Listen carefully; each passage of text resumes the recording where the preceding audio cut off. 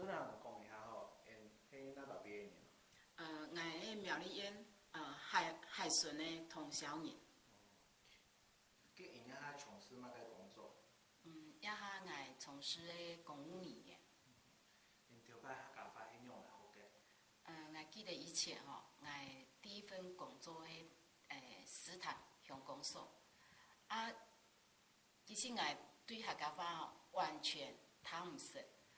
去到乡公所同事平常讲话全部讲客话，感觉一哭谈唔识啦，大家笑得起滚我就唔知佢讲嘛解我喺同事咪同一音乐性就教我客家话，从用嘅骂人开始，用骂人我一下我做唔得讲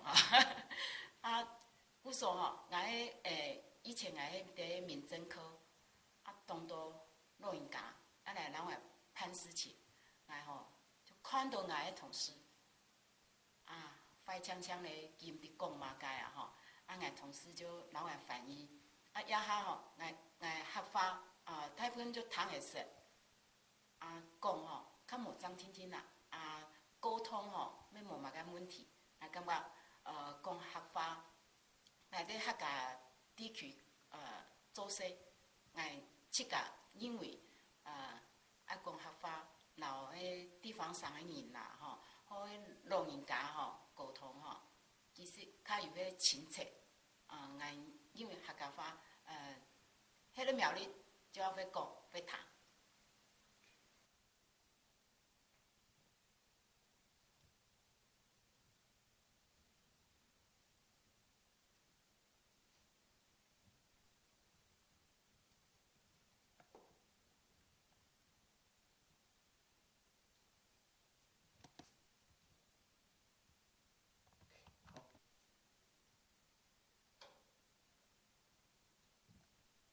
站着就好。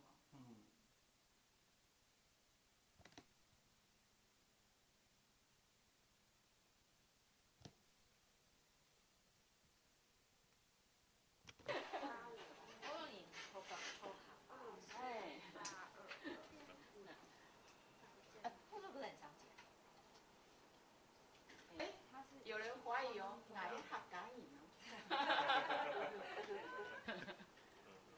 已经全部都。现在已经有小取消的动作，不要明天讲话。所以那些朋友说，明天3点就会到那个现在最新的在，我刚才跟他讲说，新弄的在我看，他说我才台北的义消，问好了呢，要跟他老婆回报，不是跟他回报，是跟他老婆回报。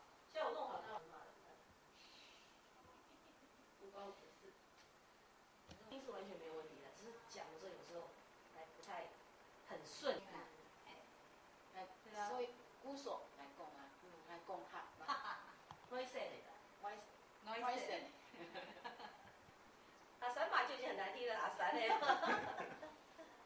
那就一个人在台湾会讲，我想买也5年后下来。他刚也会讲。